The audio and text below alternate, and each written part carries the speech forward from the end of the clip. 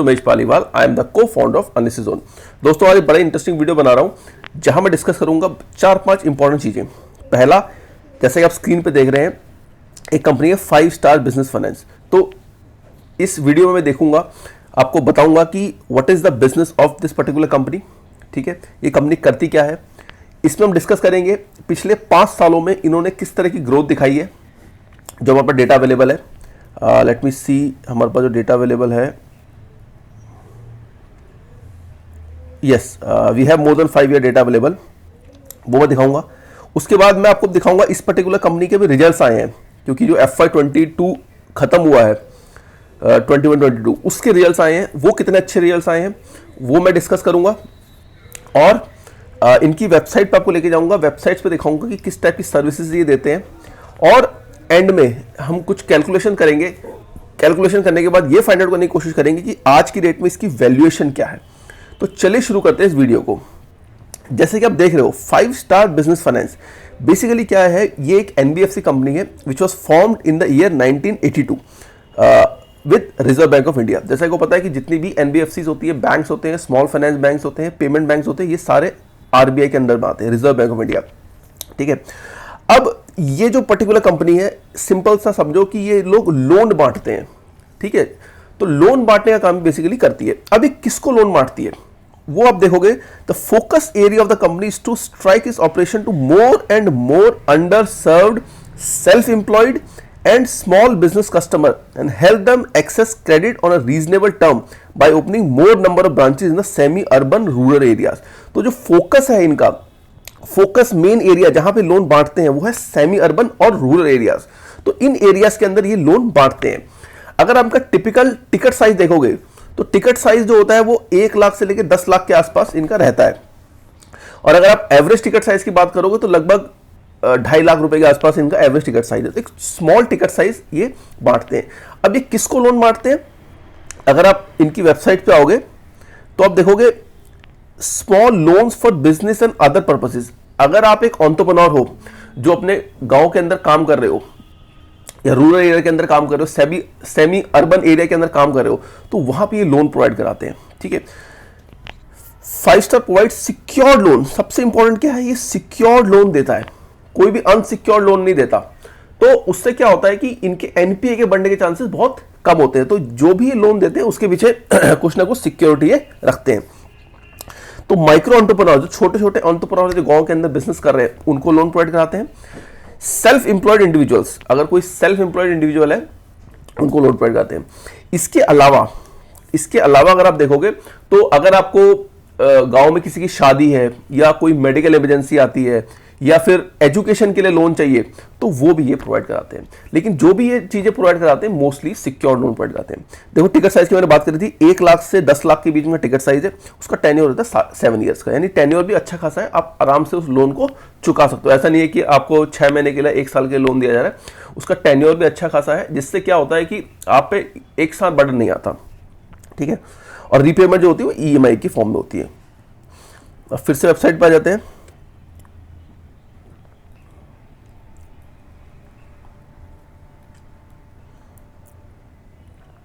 अगर मैं ब्रांचेस की बात करूं, क्योंकि हमारे पास जो डेटा अवेलेबल है वो 2021 तक का है, क्योंकि 22 के अभी रिजल्ट्स आ गए हैं, बट एनुअल रिपोर्ट्स नहीं आई है। एनुअल रिपोर्ट्स आने के बाद वी कैन स्टडी कि इन्होंने कितना ब्रांच अपना ओपन किया है। अगर प्रेजेंस की बात करें तो मध्य प्रदेश के अंदर 7 ब्रांचेस थी जो कि बढ़ के 27 हो गई हैं। महाराष्ट्र में 2 से बढ़ के 4 हो गई हैं। तेलंगाना के अंदर 31 से 38, आंध्र प्रदेश के अंदर 68 हो गई हैं, 46 थी 2019 में। कर्नाटक के अंदर 11 से 32, तमिलनाडु में 76 से 89, छत्तीसगढ़ में कोई ब्रांच नहीं थी 2019 में, आज इन्होंने 3 ब्रांच ओपन कर दी है। यूपी के अंदर कोई ब्रांच नहीं थी जो इन्होंने 1 ओपन कर दी। इसका मतलब ये है कि अगर आप देखने की कोशिश करोगे तो ये इनका 2019 में मोस्टली जो इनका कंसंट्रेटेड था वो इस एरिया में था, Telangana, Andhra Pradesh, Karnataka, Tamil Nadu. So mostly they were in south, but now as you can see in the last 3 years they have moved into a new state like Chhattisgarh, UP. Now we'll have to wait for 2022 results, the annual reports, कि कहाँ पे इन्होंने और नई branches open करी हैं। तो branches की ग्रोथ बहुत शानदार है, जो आपको इस फिगर से नजर आ रही है। अगर मैं लोन पोर्टफोलियो की बात करूं तो 2018 में इनका लोन जो इन्होंने मार्केट के अंदर दे रखा था वो 1000 करोड़ का था, 2021 में लगभग 445 का हो चुका है, यानी 4400 करोड़ के आसपास का लोन इन्होंने मार्केट के अंदर टोटल पोर्टफोलियो इनका है। अगर डिसबर्समेंट की बात करें कि हर साल कितना डिसबर्स करते हैं, कितना लोन मार्केट में देते हैं, तो 2018 में 700 करोड़ दे रहे थे, 707 करोड़ दे रहे थे, 1482 हुआ, 2409 हुआ, यहाँ कम हो गया क्योंकि ये कोविड का समय था, इसलिए मार्केट की इकोनॉमिक कंडीशन खराब थी जिसकी वजह से डिप हुआ लोन डिसबर्समेंट। लेकिन अगर आप देखेंगे 2022 का भी रिजल्ट आएंगे तो हम देखेंगे वहाँ पर ऑब्वियसली ये बड़ा होगा। अगर रेवेन्यू की बात करें तो 208 करोड़ का रेवेन्यू था 2018 में, जो कि बढ़ के आज के डेट में कितना हो गया, 1000 करोड़ हो गया। अभी मैं डिस्कस करूंगा 21-22 के रिजल्ट्स, वहां देखेंगे इसके रिजल्ट्स कैसे आए हैं। पैट की बात करें तो 53 करोड़ का पैट था, जो कि आज के डेट में बढ़ के FY21 के अंदर 358 करोड़ का होगा। यानी अगर मैं लोन बुक की बात करूं, अगर मैं लोन डिसबर्समेंट की बात करूं, if I talk about revenue, if I talk about the profit after tax, सभी के अंदर जबरदस्त इसमें ग्रोथ है। अब देखिए क्या होता है कि किसी भी कंपनी के अंदर जो स्पेशली लोन मारती है मार्केट के अंदर, ठीक है, तो उनमें सबसे इंपॉर्टेंट होता है एनपीए।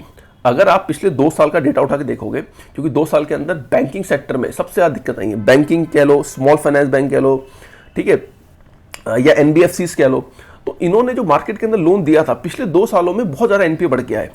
अगर आप स्मॉल फाइनेंस बैंक देखोगे तो कई बैंक्स का 8%, 10% के आसपास एनपीए था। लेकिन 5 स्टार स्मॉल फाइनेंस एक ऐसा बिजनेस है जो सिक्योर लोन देता है, और इनकी अगर आप एनपीए की बात करोगे तो इवन जब डिमोनेटाइजेशन आया था 2016 में, या फिर 2020 के अंदर जब कोविड की सिचुएशन आई थी, उस सिचुएशन के अंदर भी इनके एनपीए जो लेस देन 2% थे, जिससे ये पता चलता है कि ये कितना वेल सिक्योर बिजनेस है, जहां पर even the condition like demonetisation and COVID has not affected their NPA. तो जिससे क्या हुआ कि ये कंपनी जबरदस्त ग्रो करती गई in terms of loan, in terms of profitability, ठीक है। अब मैं दिखाता हूं इसके जो अभी के रिजल्ट्स आए हैं 2021-22 के, वो कैसे आए हैं। देखो, अगर आप देखोगे लास्ट ईयर जैसे मैं बताया था 1051 करोड़ का इनका टोटल रेवेन्यू था, जो हमने यहां डिस्कस किया था। अगर आप यहां ग्राफ में देखोगे तो रेवेन्यू था 1051 करोड़, ठीक है, जो यहां दिख भी रहा है आपको। अभी बढ़ के हो गया 1256, ठीक है, तो जबरदस्त ग्रोथ है, लगभग 25% की ग्रोथ है। अगर मैं एक्सपेंसेस की बात करूं तो 574 यानी 574 करोड़ के एक्सपेंसेस थे, जो कि 651 करोड़ के एक्सपेंसेस बढ़ के हो गए। अगर प्रॉफिटेबिलिटी की बात करूं तो देखो लास्ट ईयर नेट प्रॉफिट जो था 358 करोड़ का था लगभग। अगर आप यहां देखोगे तो 358 करोड़ का प्रॉफिट आफ्टर टैक्स था, जो कि अब बढ़ के हो गया 451 करोड़। यानी अगर मैं ग्रोथ निकालूं तो 451 माइनस 358,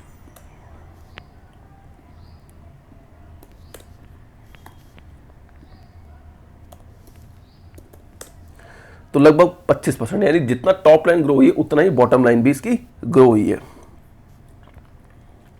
ठीक है। अब इसमें एक सिंपल सी कैलकुलेशन कर लेते हैं। अब ये है कि 2021-22 का आपने रिजल्ट देख लिया। रिजल्ट देखने के बाद वी कैन कंक्लूड कि रिजल्ट शानदार आए हैं। टॉप लाइन 25% ग्रो हुई है, बॉटम लाइन भी 25% ग्रो हुई है। अगर मैं इसका ईपीएस देखूं तो पहले लास्ट ईयर 14 रुपए का था, आज 16 रुपए का ईपीएस आया है।